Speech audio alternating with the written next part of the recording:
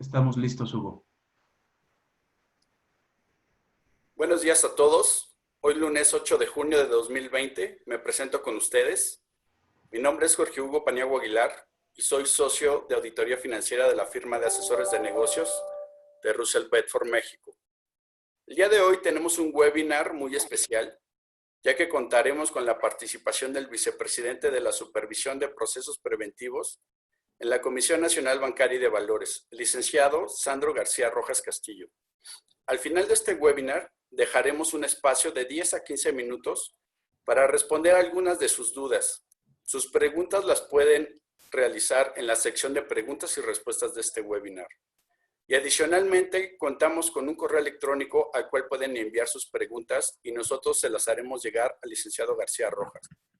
Este correo es buzonpld@russellbedford.mx, el cual pueden encontrar en nuestras redes sociales.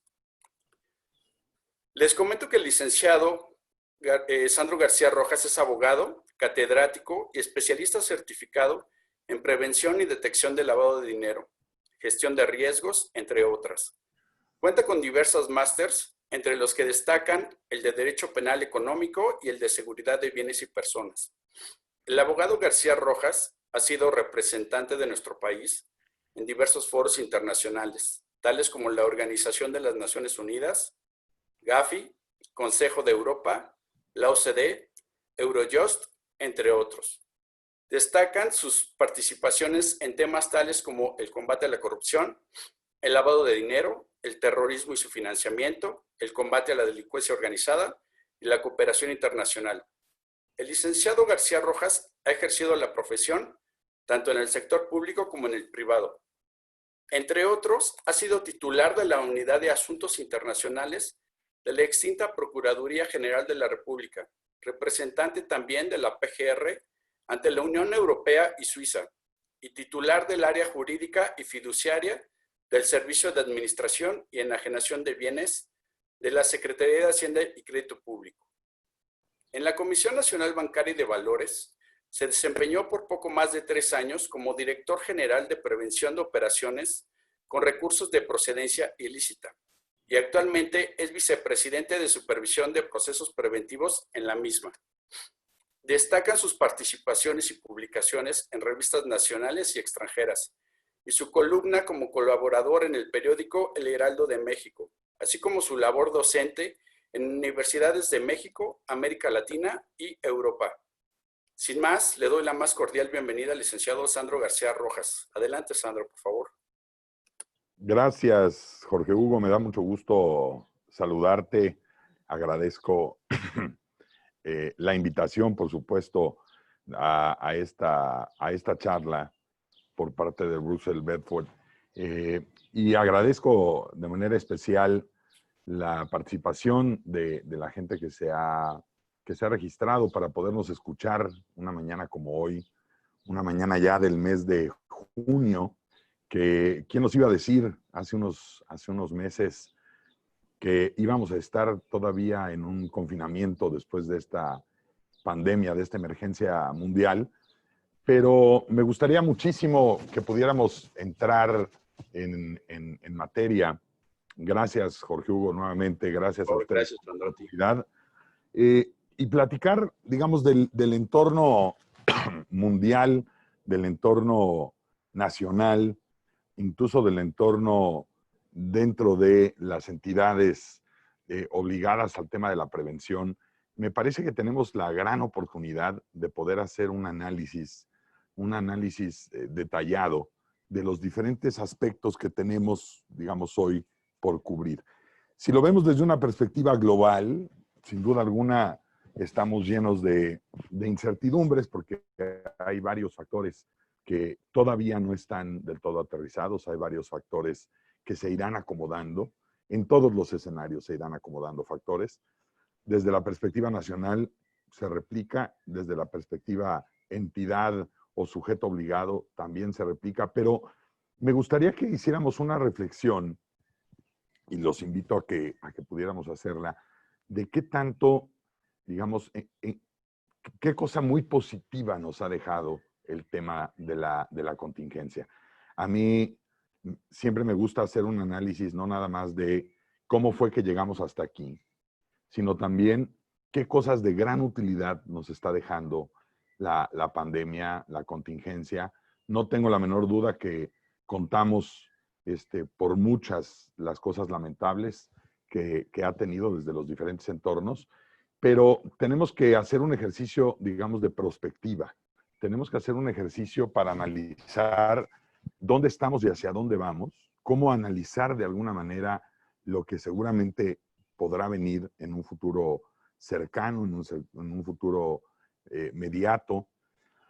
Y con base en esas reflexiones, darnos cuenta si, yo creo que hay dos grandes reflexiones que tenemos que estar haciendo. Una, lo que estábamos haciendo, lo estábamos haciendo bien. Y número dos, lo que teníamos pensado hacer necesariamente se va a mantener en ese orden o en ese sentido.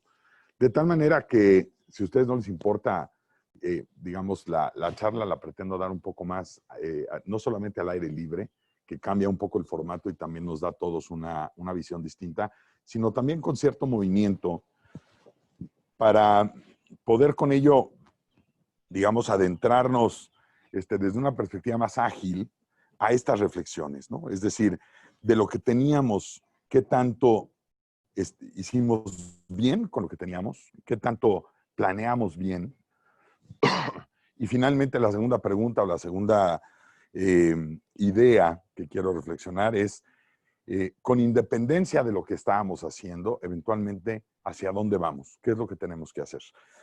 El mundo, digamos, de la prevención del lavado de dinero existe desde hace un montón. Todo el mundo más o menos lo sabe, lo conoce. Ustedes mismos, digamos que nos escuchan, algunos están inmersos en el mundo de la prevención, pero hay otros que no estaban inmersos en el mundo de la prevención y, digamos, esta charla y estas reflexiones aplican a los dos universos. No solamente aquellos que ya tenían una experiencia en estos temas, sino también aquellos que no tenían la experiencia en estos temas y que eventualmente cambió radicalmente o está cambiando radicalmente el escenario. Y esto, de alguna forma, creo, es un tema importante porque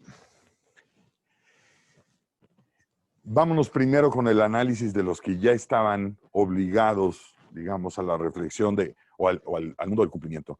Ya tenían una evaluación de riesgos dentro de la entidad, si eran entidades financieras, si no eran entidades financieras y eran actividades vulnerables, eventualmente sabían que podía haber la necesidad de implementar una metodología, un enfoque basado en riesgos. Lo hemos explicado de muchas formas. Para quienes no lo habían oído, tener una herramienta preventiva, necesariamente tenemos que hacer varias preguntas antes de comprar esa herramienta preventiva, ¿no? Antes de comprar el famoso extinguidor, tenemos que preguntarnos cuáles son los materiales que eventualmente pueden ser flamables. De nada nos sirve tener un extinguidor que no tiene ese control o que no tiene esa, digamos, aplicación. Si tenemos líquidos que son flamables y nosotros tenemos un extinguidor que es para exclusivamente materiales sólidos, pues evidentemente ese extinguidor no nos va a ser de utilidad. De tal manera que la primera reflexión que teníamos que hacer era si las herramientas preventivas las estábamos calibrando conforme a riesgo.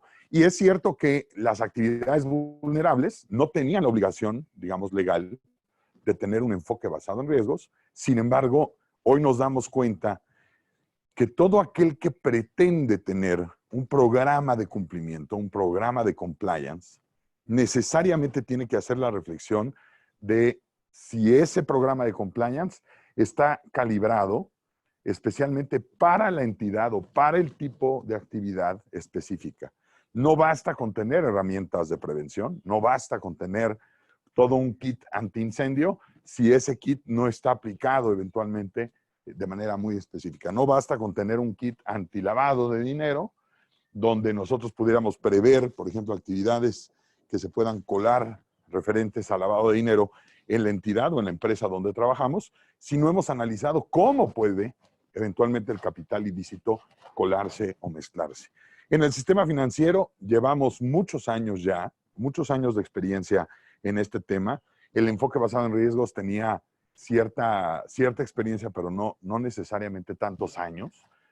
Y lo que es bien importante, digamos, es hoy día calibrar y saber si aquello que habíamos previsto hoy tiene una razón de ser. Por ejemplo, ¿quién previó en sus matrices de riesgos que iba a haber una pandemia a nivel mundial? Yo les aseguro, alguien por ahí podría decir yo lo preví. Yo creo que poca gente previó un escenario de esta naturaleza. Se había previsto eventualmente qué pasa si hay un terremoto, cómo podríamos operar si hubiera algún tipo de un escenario, digamos, negativo dentro de la entidad donde estamos trabajando, pero nadie había previsto que hubiera o que pudiera haber una pandemia. ¿Cuáles son los efectos que ha tenido esta pandemia en la operación? Muchas entidades han dejado de operar o han operado con el mínimo, digamos, indispensable. Ciertos productos que eventualmente eran productos, digamos, en un daily basis, que en una cotidianidad se utilizaba, se dejaron de utilizar. Hubo una nueva demanda por parte de usuarios con ciertos ingredientes. A lo mejor hay actividades que no se habían pensado que se iban a necesitar. Y baste un ejemplo para esto. Yo no sabía qué cosa era alguna empresa que reparte supermercados, por ejemplo, ¿no? Corner Shop o una de estas. Yo no lo conocía porque para mí era un festín ir a comprar, ¿no? El supermercado. Para mí era algo que me gustaba mucho. Y sin embargo, esta pandemia nos ha llevado a conocer no solamente nuevos productos, sino también a utilizar los mecanismos, por ejemplo, de pago electrónicos.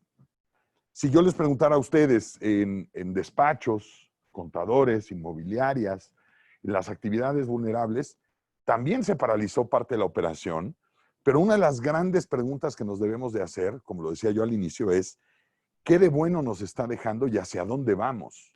¿Qué producto que estábamos usando vamos a dejar de usar porque se va a volver obsoleto o porque ya no va a tener la misma gradualidad ascendente de consumo en cierto sector, por ejemplo? Hay ciertas cosas, yo les diría las charlas, yo les diría las clases en la universidad. Yo doy clases en diferentes universidades y hoy día prácticamente hemos dado no sé cuántas clases en diferentes niveles, licenciatura, maestría, especialidad, etcétera. Ha cambiado la forma y eventualmente no vamos a regresar pronto al escenario de la normalidad. ¿Qué cosas nuevas tenemos que hacer?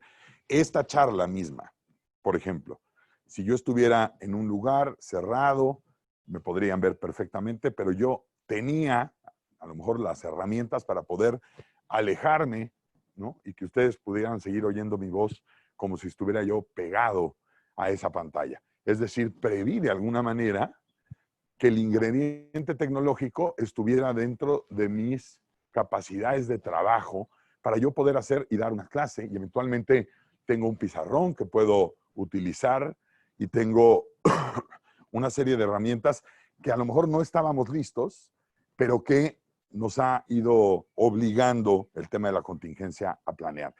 Vámonos desde una perspectiva muy lógica. A quienes no tenían, por ejemplo, un esquema de prevención de temas de lavado de dinero. ¿Cómo podemos implementarlo? Y vuelvo al ejemplo de si la ley no me obliga, ¿no? Yo les diría, no nos esperemos a que la ley nos obligue. No nos esperemos a que haya un mandato legal donde nos diga que necesariamente tenemos que tener una metodología, un manual, un oficial de cumplimiento, una persona encargada de cumplimiento. De alguna manera se ha generado una necesidad a nivel, digamos, sistémico. El ecosistema hoy ya evalúa el tema del cumplimiento entre actores de un mismo tipo. Sistema financiero, evidentemente, quien ya cumple, quien ya está inmerso en ese escenario, se da por sentado que esas herramientas las tiene una entidad financiera. Es más, si la entidad financiera no cuenta con esas herramientas, la autoridad supervisora tiene facultades para sancionar. Sin embargo, les pongo un ejemplo de cosas que ya se podían y que a muchas entidades las agarró con los dedos en el marco de la puerta. Por ejemplo, la apertura de cuentas remotas o la fórmula para poder operar de manera distante a través de medios digitales. Si yo quisiera abrir desde aquí una cuenta bancaria o una cuenta con una entidad financiera, ¿qué tan posible es? La ley lo permite. no solamente la ley FinTech, sino también las leyes de instituciones de crédito, etcétera, la de las OFIPOS. Pero ¿qué tan listos estaban esas entidades para poder hacer esa tarea? ¿Qué tan desarrollados estaban sus sistemas? ¿Qué tan cuidados estaban sus procesos? ¿Qué tan entendidos estaban sus riesgos? Y ese es justamente el valor más importante. ¿Dónde están los riesgos? ¿Qué tanto me preparo para ellos? Pero si no he pensado en los riesgos, si no me he de alguna manera anticipado, es muy difícil que si de pronto la iniciativa de la autoridad, digamos, o de la entidad donde trabajo fuera de inmediato vamos a implementar un mecanismo remoto, tuviéramos todas esas preguntas contestadas. Hasta entonces es cuando se pueden llevar a cabo. Yo les pregunto a muchos de ustedes en la operación del día a día, ¿parte de lo que hacemos se podría hacer de manera remota? Despachos de consultoría, inmobiliarias, vendedores de vehículos. ¿Podríamos hacer esta tarea de manera remota?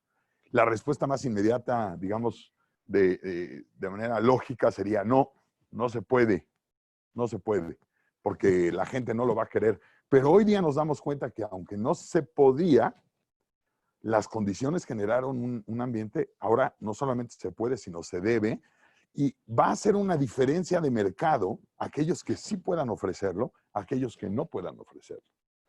Y esto es bien importante desde una perspectiva lógica, porque los mercados se acomodan, los mercados van moviéndose, y la pregunta es qué tan listos estamos, o qué tan listos estábamos, o qué tanto nos estamos preparando eventualmente para enfrentar una nueva forma de operación en el futuro más mediato. Tenemos que hacer también un hincapié en temas de cumplimiento respecto a lo que viene, es decir, existe una evaluación nacional de riesgos. Para la gente que no está muy familiarizada con el término, la Secretaría de Hacienda, a través de la Unidad de Inteligencia Financiera, publicó, coordinó, mejor dicho, una evaluación nacional de riesgos en el 2016. Una evaluación que se va a actualizar en este año, que se está trabajando ya de manera directa entre diferentes autoridades. Y esa evaluación nacional de riesgos trae un análisis justamente de cuáles son los riesgos, cuáles son los factores que más incidencia tienen al riesgo, no solamente por sectores, tipos de entidades, zonas geográficas del país.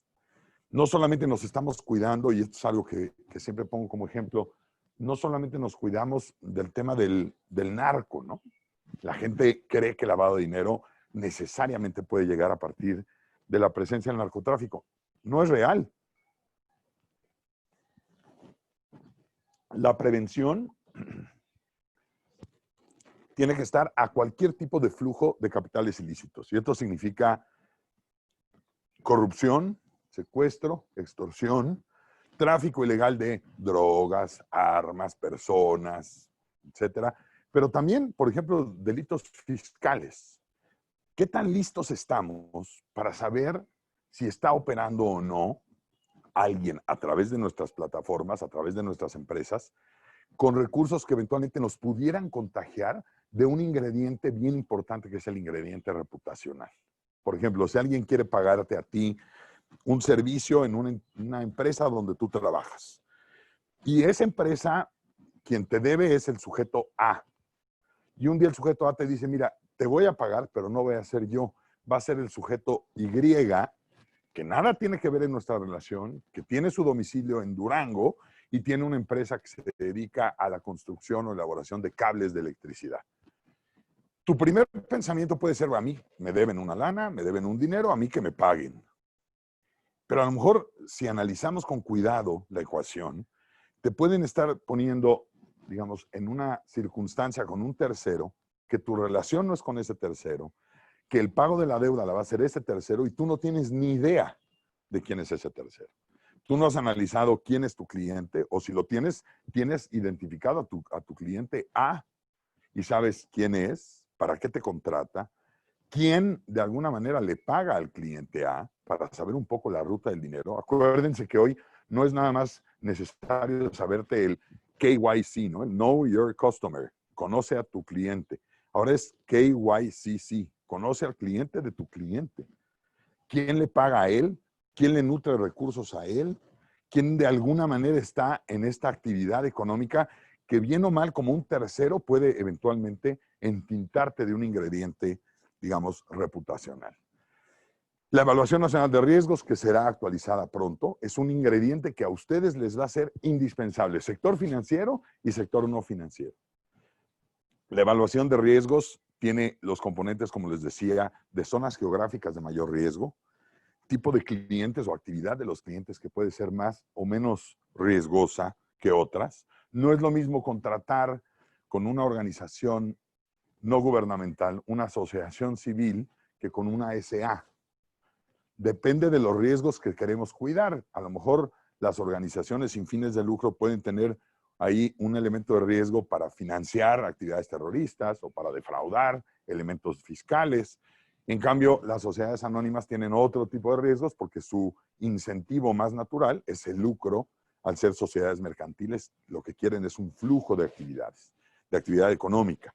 De tal manera que no es lo mismo tener un cliente persona moral, persona física, nacional, extranjera, con una actividad determinada que otra actividad. Si esa actividad determinada es una actividad vulnerable en términos de la Ley Federal para la Prevención e Identificación de Operaciones con Recursos de Procedencia Ilícita, pues tiene un ingrediente adicional de riesgo. Y entonces todos estos factores, el de la zona geográfica, yo tengo clientes que eventualmente con los que trabajo en Monterrey. No es lo mismo tener un cliente en Monterrey que tener un cliente en Cancún, o tener un cliente en Mérida, o tener un cliente en Culiacán, no porque necesariamente una u otra sea una zona más o menos riesgosa, además de eso, porque dependiendo a qué se dedica cada uno de estos clientes, no es lo mismo una persona que se dedica al agro, al campo, en Sinaloa, que en Nuevo León, o uno que se dedica al agro en Michoacán, que a lo mejor en Colima. Cada uno de estos tiene diferentes ingredientes. ¿Y cómo lo vamos a saber? Gracias a la Evaluación Nacional de Riesgos, que ya les digo, existe una, es consultable, es pública, y existirá pronto la renovación de esta evaluación. Otro factor que es fundamental, que tenemos que tomar en consideración es, se están cumpliendo prácticamente 2 años, se publicó en enero de 2018, el reporte de Gafi. Y este reporte de Gafi nos obligó, el Gafi es el Grupo de Acción Financiera Internacional, digamos, nuestro ícono máximo de las recomendaciones en la materia, y esta supervisión o esta evaluación que hizo Gafi, hoy nos obliga a tener una revisión de los procesos que en su momento detectamos que todavía traían errores o deficiencias. Por ejemplo, en su momento Gafi puso el punto sobre las CIES y dijo, te hace falta alertar a ti, autoridad supervisora, y se refería a la Comisión Nacional Bancaria, a la UIF, a México como país, te hace falta alertar de los riesgos en torno a temas de corrupción. Y entonces nos dimos a la tarea de elaborar una guía, que por cierto ya tiene una segunda versión, ya hay una segunda versión renovada de esa guía, donde estamos tratando de ayudar a las entidades a detectar los elementos de riesgo que tienen justamente respecto a los temas de corrupción. Esta nueva, digamos, generación, déjenme decir así, de información que eventualmente va a ser evaluada por el Gafi, nos es importantísima. ¿Por qué? Porque esto nos dará cuenta de qué tanto hemos avanzado en el régimen de prevención y en el régimen de combate. Recuerden ustedes que en materia de lavado de dinero no basta con cumplir con un checklist. Tiene, sino también hay un ingrediente de efectividad. Y yo, de alguna manera, siempre me hago la pregunta, ¿qué tan efectivos estamos siendo? Pongo el ejemplo, como supervisores, ¿qué diferencia hace que yo vaya, el equipo de la Comisión Nacional Bancaria, a revisar a una entidad frente a aquella a la que no fui a una supervisión in situ, a una visita de inspección? ¿Qué diferencia les hace? ¿Es una diferencia sustancial? Y si sí, ¿cómo la mido? ¿Cómo podría yo medir esa diferencia entre haber ido a una entidad a aquella que no fui? ¿Eso significa que a las que no fui no están supervisadas? No. Recordemos que la supervisión también puede ser extra situ, desde la oficina, con elementos justamente de una matriz de riesgos que tiene la autoridad, que tenemos nosotros en la comisión, y que vamos evaluando el riesgo que corren las entidades y de alguna manera vamos pidiendo información para esa supervisión. ¿Sería ideal, sería deseable, sería eventualmente loable que a todas las entidades se fueran a visitar? No, no necesariamente, porque no, digamos, la ecuación no significa ir a visita, significa estar bien supervisado. No. Ir a la visita solamente cuando los elementos del riesgo me piden que esté yo en esa visita. Me dicen, me inciden para yo tener que ir a verificar en el lugar, in situ, el sistema, los reportes, los envíos, los expedientes, la capacitación, pero puedo hacer muchas de estas tareas desde una perspectiva extra situ. Entonces, nosotros que estamos, por ejemplo, en este escenario de hacia dónde va un poco el barco, yo les pregunto, si nos esperamos a que la norma sea obligatoria, vamos a tener una curva de aprendizaje, sin duda. Y esa curva de aprendizaje nos va a llevar a, pues muy probablemente a perder tiempo. ¿Por qué no aprovechar el tiempo hoy que hemos visto la utilidad de las tecnologías, la proliferación prácticamente en los diferentes sectores de las mejores prácticas a nivel internacional de cumplimiento, del famoso compliance, para empezar a adecuar nuestros mecanismos operativos ya con reglas de compliance muy estrictas? Oye, pero es que no hay autoridad que me lo pida. Cuando me lo pida, la autoridad va a estar satisfecha de saber que no solamente ya cumplo con ellas, sino que además ya las implementé, ya las estoy calibrando, estoy en la segunda o tercera generación y además lo que yo decía del ecosistema, y esto es algo bien importante, cuando estás en un, digamos, ecosistema donde todos hacen o tienden a hacer más o menos lo mismo, se distingue aquel que no lo hace.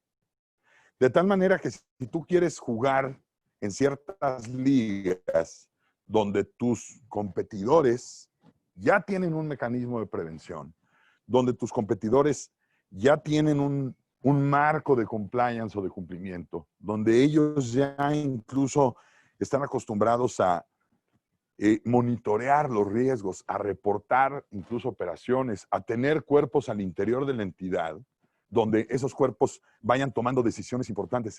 Si tú ya estás en una entidad así, es muy probable que los demás en el ecosistema te vean con simpatía. Si tú quieres hacer operaciones con empresas, por ejemplo, ahora transnacionales, que ya tienen estos mecanismos implementados o que están eventualmente cotizando en la bolsa o que tienen ciertas herramientas, sin duda alguna, puede ser de utilidad el que tú incorpores estas mejores prácticas, aunque tu marco jurídico no te obliga a él. Y eso te va a permitir tener, digamos, ciertos procesos mucho más cuidados que otros. Por ejemplo, procesos de obtención de clientes, proceso de pago de proveedores, proceso de contratación de personal, proceso de la integración de los expedientes de tus clientes, que me parece fundamental. ¿Quién es mi cliente? ¿Hacia dónde va la operación o el servicio que me está requiriendo? ¿Qué tipo de actividades voy a hacer con él y qué tipo de actividades es normal que me pida? ¿En qué momento se puede romper, digamos, un perfil transaccional que yo pueda hacer con mi cliente? Yo tengo un cliente que me pide, déjenme pensar desde una perspectiva corporativa, que le haga, que lo acompañe en sus asambleas de accionistas. Y ahora con el tema del COVID, que no puede haber asambleas de accionistas, que puede haber resoluciones, digamos, emergentes o resoluciones adoptadas por mayoría, pero no técnicamente una asamblea en términos de la Ley General de Sociedades Mercantiles. Sé que me puede pedir, sé más o menos qué es lo que quiere, yo sé qué tipo de cliente es, pero ¿qué pasaría si de pronto a mí como despacho, a mí como consultora, me empieza a pedir que lo ayude en la creación de un fideicomiso? ¿Cuál es el objeto que tiene esa creación de ese fideicomiso? ¿Cuál es el objeto que tiene este cliente con este nuevo producto o servicio que me está pidiendo? ¿Qué pasa si el cliente de pronto abre una caja de Pandora y me dice, mira, realmente no nada más me dedico a esto, sino también me dedico a esto otro. ¿De qué manera puede ese cliente generarte a ti como proveedor de servicios a ese cliente? Por supuesto, trabajo puede generarte mucho, pero no basta con que nos genere trabajo. También tenemos que hacer una evaluación de si nos conviene o no nos conviene aceptar ese cliente. En el caso de que dijéramos sí, que el cliente sea nuestro, ¿cómo va a ser la relación? ¿Cuáles van a ser los mecanismos de pago? ¿Cuáles van a ser los mecanismos de comunicación con el cliente? Es decir, hay una amplísima gama de elementos que tenemos que valorar desde una perspectiva de riesgo. Y esto solamente se puede hacer cuando se hace una evaluación de riesgos. Solamente. ¿Qué nos sirve para hacer la evaluación de riesgos? Con esto concluyo, digamos, esta parte. Vuelvo a decir, la evaluación nacional de riesgos y el ánimo, evidentemente, la política al interior de la empresa, de la entidad. No me refiero a las financieras, porque estas no tienen opción de incorporarnos en un régimen, digamos, de prevención, en un régimen de mejores prácticas, donde esto pueda servir, digamos, para generar no solamente la empatía en el ecosistema, sino también la tranquilidad de que los riesgos que pudieran estar corriendo los estamos evaluando. Segundo factor del que hablábamos, el tema de la prospectiva. ¿Hacia dónde vamos? ¿Hacia dónde se está generando, digamos, un escenario interesante, un escenario donde debemos analizar? Se han cerrado oficialías de partes, se han cerrado incluso tribunales, se han cerrado oficinas gubernamentales. Sin embargo, la actividad sigue. Todos estamos deseosos de que esa actividad continúe, evidentemente sea cada vez más y más provechosa, pero deben reconocer conmigo, y no sé si estoy diciendo una barbaridad, por lo menos este es mi caso, todos hemos tenido este escenario de balance, de check and balance, de qué tanto de lo que hacía era de utilidad, qué tanto de lo que hacía le destinaba yo demasiado tiempo, qué tanto de lo que hacía estaba preparándose para lo que venía, o venía como un elemento inercial. Hicimos un corte de caja, déjenme decirlo así. Todo esto nos permitió retomar cosas, y yo espero que todo el mundo lo haya hecho, ¿no? Cosas que queríamos hacer. Ay, tengo unos libros que cuando tenga yo tiempo los voy a querer leer. No significa que tengamos más o menos tiempo, pero tenemos el tiempo diferentemente repartido. Y si aquello que queríamos hacer, cocinar, dedicarnos a la botánica, leer, tocar la guitarra, aprender a tocar el piano, cantar, escribir cuentos, en fin, no lo pudimos hacer en estos tiempos, no lo vamos a hacer en otros. Ahora, eso que hicimos nuevo, desde una perspectiva corporativa, desde una perspectiva empresarial, ¿hacia dónde nos lleva? Yo a veces tengo el agrado de dar alguna charla, alguna clase a alumnos que están por presentar, por ejemplo, el examen de certificación en materia de prevención de lavado de dinero de la Comisión Nacional Bancaria. Y hay alguno que me dice, profesor, llevo 4 intentos, 5 intentos y no paso el examen. Y una de las preguntas que les suelo hacer, y parece un poco de broma, pero es real, es, ¿y estás seguro que quieres aprobarlo? Es decir, ¿estás seguro que esto es lo tuyo? ¿O lo estás haciendo porque es una parte inercial de algo que en tu chamba te están pidiendo y algo que a lo mejor a ti ni te gusta, ni te convence o no le entiendes como debes entenderle? Estamos haciendo estos planteamientos. Y esta perspectiva a la que me refiero es un poco cómo podemos intervenir, crear, participar en ese futuro que nos espera. Si vemos al futuro como algo absolutamente implanteable, como algo que quién sabe qué nos depare el mañana, pues sí, es muy probable que nuestra conclusión sea no podemos invertir ni podemos intervenir en él. Pero si vemos al futuro como un elemento de consecuencia de los actos que se toman hoy, consecuencia de las inversiones que se hacen hoy, consecuencia del esfuerzo, del encono, de la vehemencia que se deposita el día de hoy en ciertas actividades, veremos que es la cosecha de la siembra de hoy. Y si nos damos cuenta, el futuro de alguna manera se nos está planteando con cierta claridad. Es decir, el tema del cumplimiento no es un factor que vaya a dejar de existir, no lo es. El tema del cumplimiento no es un factor que vaya a desaparecer y se vaya a relajar, al contrario.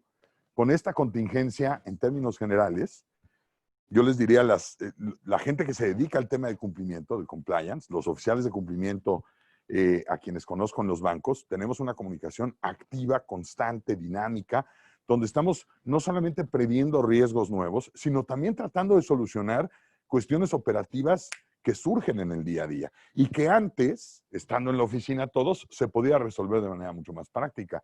Por ejemplo, alguien tenía que mandar reportes de operaciones a la Unidad de Inteligencia Financiera a través de los mecanismos sistémicos de la Comisión Nacional Bancaria de Valores, del famoso SITI, Sistema Interinstitucional de Transferencia de Información. Con esto de los temas de bloqueos de cuentas que se dieron hace unos días, los bancos, las entidades financieras tenían que mandar reportes. Pero estos reportes eventualmente, la elaboración, el cruce, en fin, de las bases de datos implican tiempo. ¿Qué cosa nos hemos dado cuenta? Que el uso de la tecnología es algo que no podemos dejar de invertir y de confiar en. Es decir, hoy estamos seguros que el futuro del tema del cumplimiento, que el futuro del tema de los reportes, que el futuro del tema de las matrices, si no está sistematizado, si no está entendido desde una lógica sistemática, va a ser muy difícil que con un Excel o un Abaco podamos repartir los pesos y los balances en una matriz. De tal manera que nos hemos dado cuenta que la tecnología es un factor en el cual tenemos que invertir. No solamente por lo que pudimos haber hecho ahora que no estaba listo para obtener nuevos clientes, ofrecer nuevos servicios, sino también en la parte regulatoria, en la parte del cumplimiento, ¿cómo me facilito yo el trabajo a través de estas herramientas? Para no tener también, que es un factor de riesgo, al super mega especialista sentado en una silla, verdaderamente ducho en esa materia, y que el día de mañana por algún factor externo o lo abducen los venusinos y se lo llevan a Venus, o se enferma o entra en un escenario de contingencia y el super experto nos pone en un grado de vulnerabilidad tal que no tenemos quien nos ayude. ¿Cómo lo podemos sistematizar? ¿Cómo podemos dejar un proceso echado a andar sobre el cual podamos calibrar, ponerle, por supuesto, ingredientes de mejora, de auditoría, en fin, todos los que ustedes puedan pensar? Sin embargo, tratar de llevar esas herramientas a una parte operativa en la empresa, que no nos vuelvan a poner en jaque porque al señor o a la señora le dio una enfermedad X, o ahorita está fuera de balance, o se casó y se fue de luna de miel, o ¿por qué no se previó?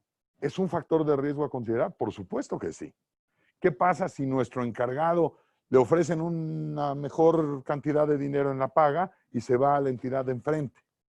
Puede pasar, libre mercado. ¿Cómo vamos a afrontar este riesgo? ¿Quién va a ser el bateador emergente?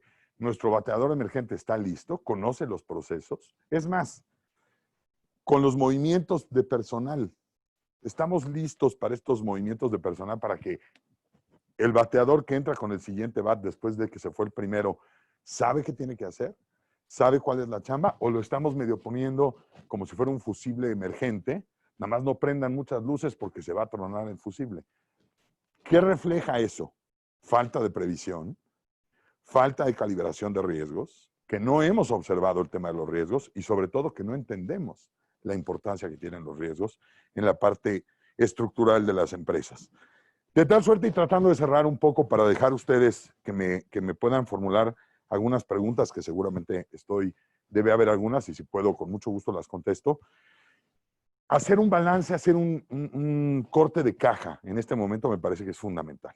Uno, ¿qué ha pasado? ¿Qué cosas nos hicieron falta?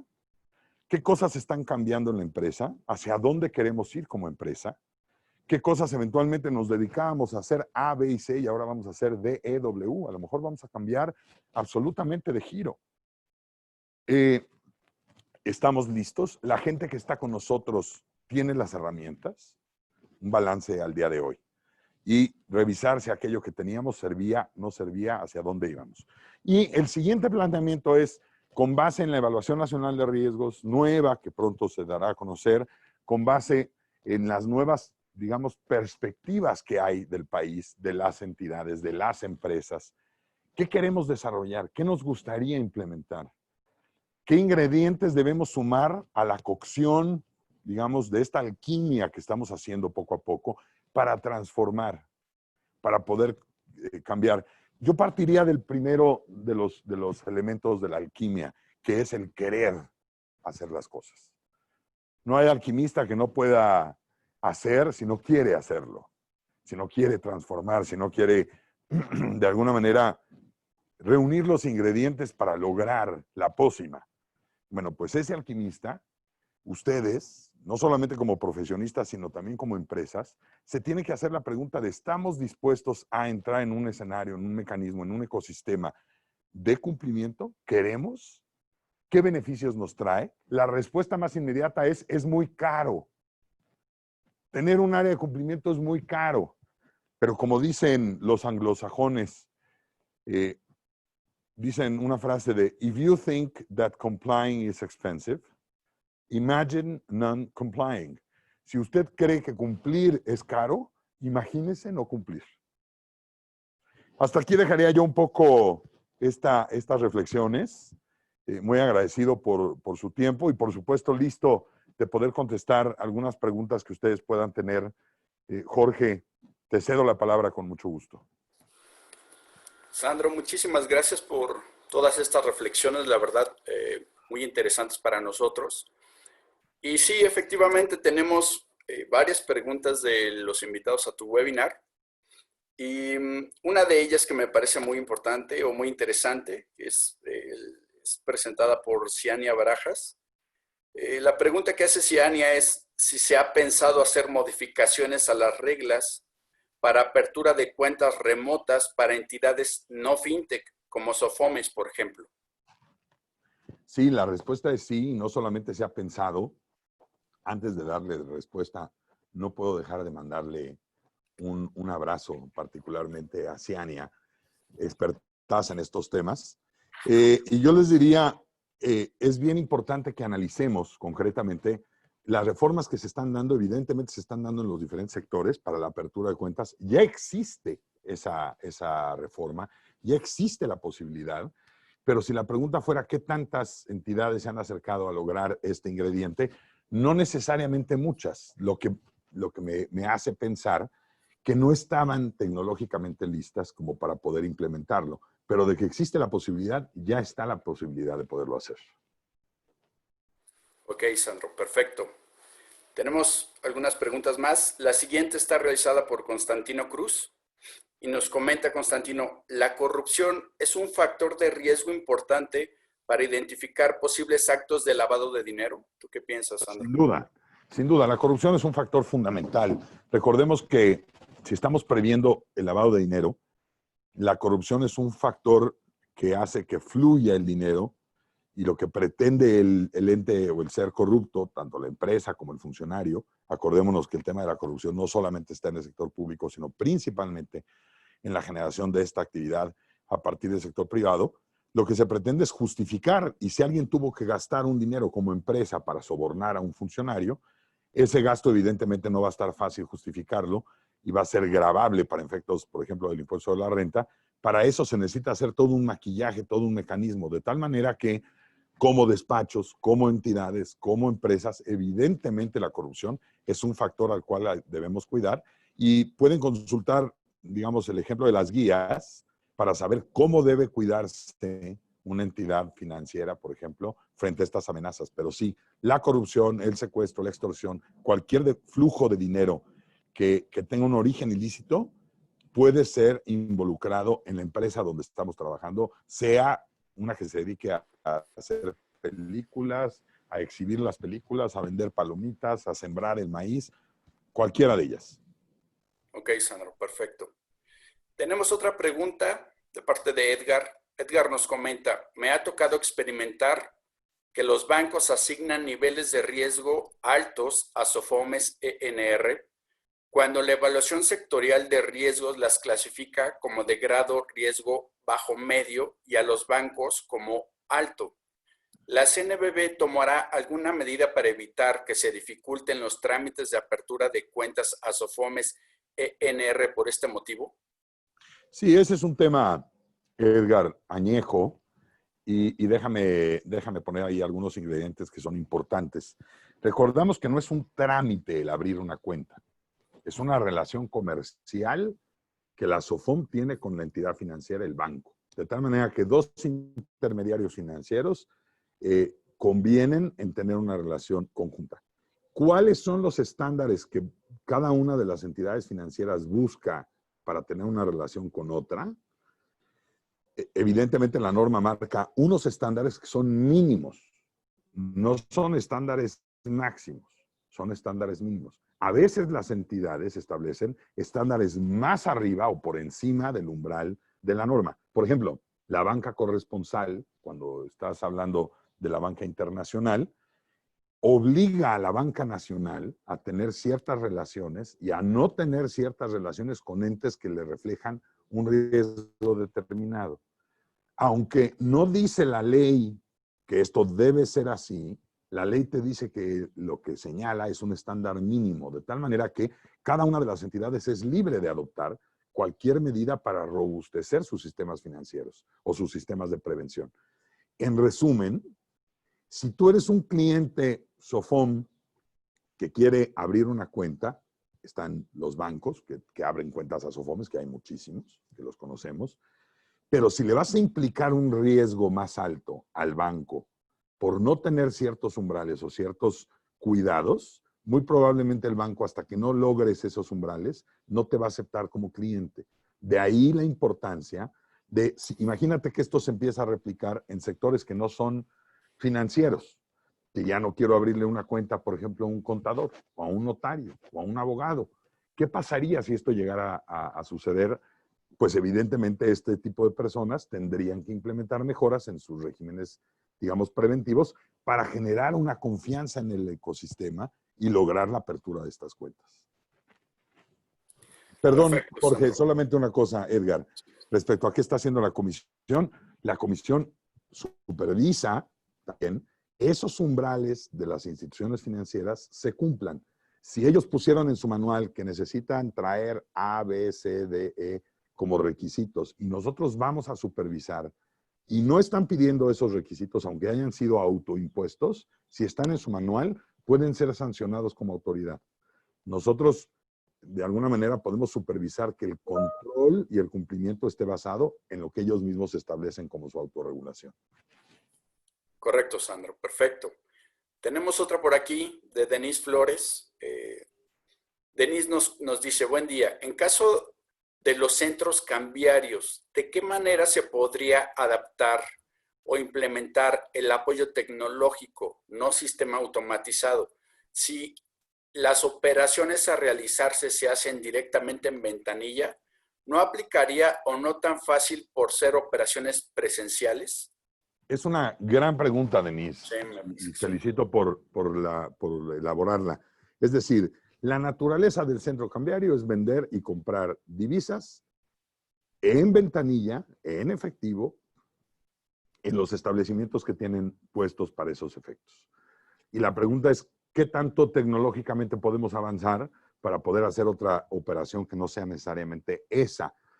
Miren, yo les diría, está cambiando evidentemente la forma de operar. Los centros cambiarios operan hoy como operaban hace 10, 15, 20, 30, 50 años, ¿no? Los agentes cambiarios, en fin, ha ido evolucionando de alguna manera, pero al final es efectivo, cambias una cosa por la otra. Es una permuta, compraventa de divisas extranjeras. Pero si somos muy técnicos, cada vez más, imagínense que la pregunta fuera, ¿cómo puedo yo, entidad financiera, banco, qué hago con todos las sucursales que hace 10 años abrí y que hoy ya la gente no usa? No, pues si ya la gente no usa esas sucursales, pues vamos a darles otro destino. Véndelas, utilízalas para otra cosa.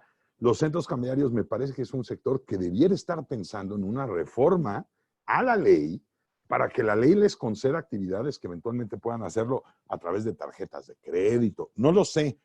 Si hoy nos preguntamos qué otros mecanismos hay, ya están las casas de cambio que pueden hacer una actividad como estas, que no es lo mismo un centro cambiario.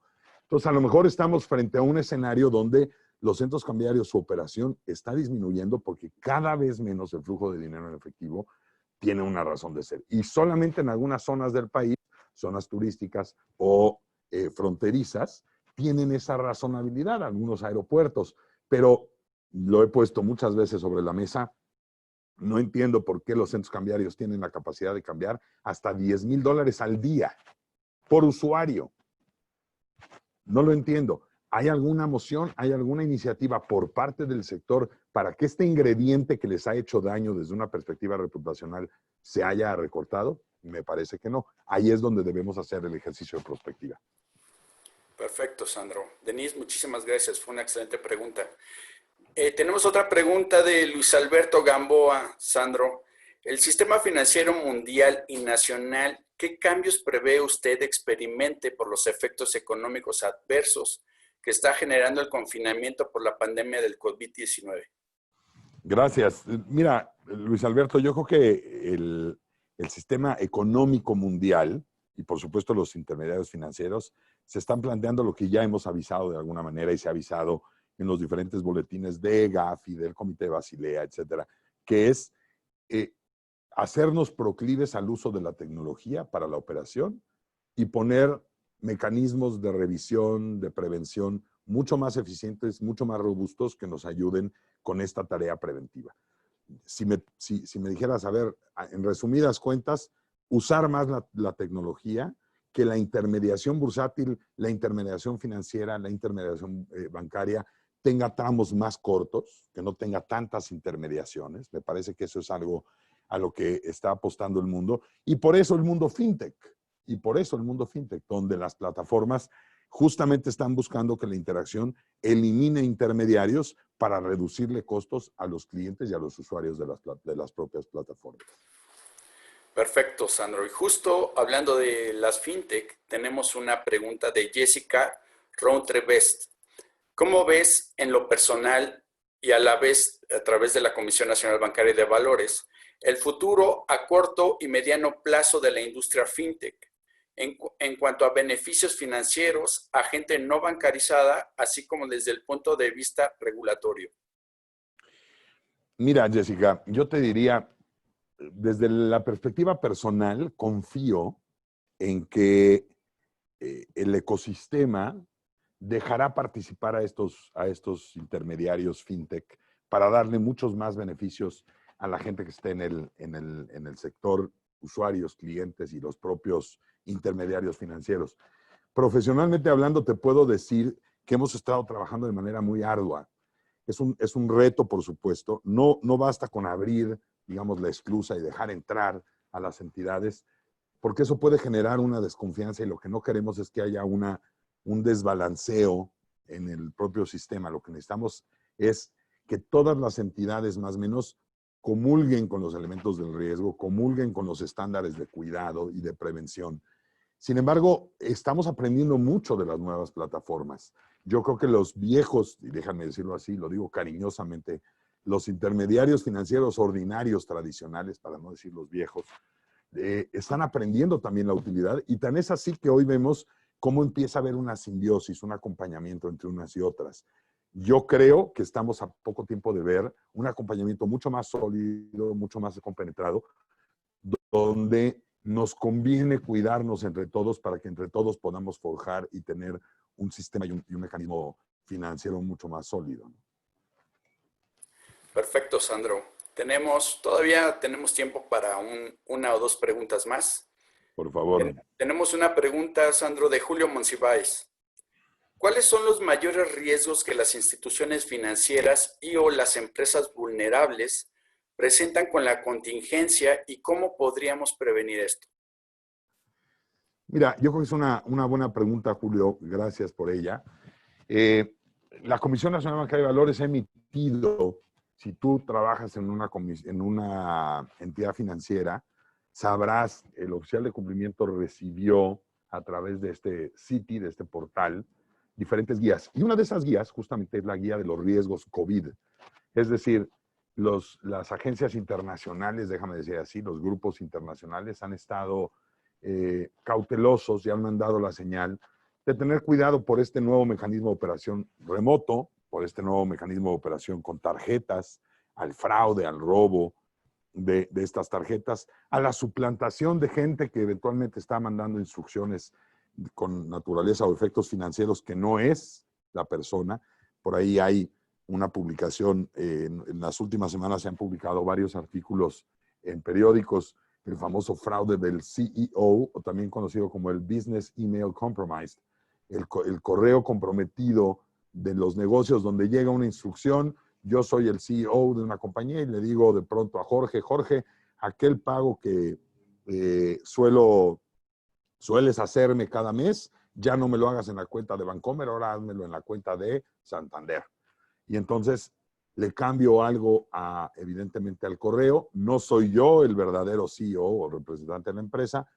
Jorge se va con la finta, hace el pago y al final cuando el verdadero Sandro va y toca la puerta y le dice, oye, ¿dónde está mi pago? Él ya lo hizo otra cuenta y saca un email donde dice, mira, tú mismo me dijiste, y hasta entonces detectamos que era un correo falso, etcétera. Ha habido varios alertamientos. Yo te invitaría a que veas estas guías. Hay varias guías y te pueden ser de utilidad. Pero en resumen, el cambio del perfil transaccional de los clientes. Quien antes estaba acostumbrado a operar en efectivo, ahora seguramente no lo está haciendo así. Quien estaba acostumbrado a operar poco con tarjeta, ahorita tiene una elevación de ese perfil transaccional, digamos, con la tarjeta de crédito. Todo esto, de alguna manera, no es para que paralicemos, evidentemente, la operación, no, pero sí para que recalibremos eventualmente el perfil transaccional de nuestros clientes. Claro, claro, Sandro.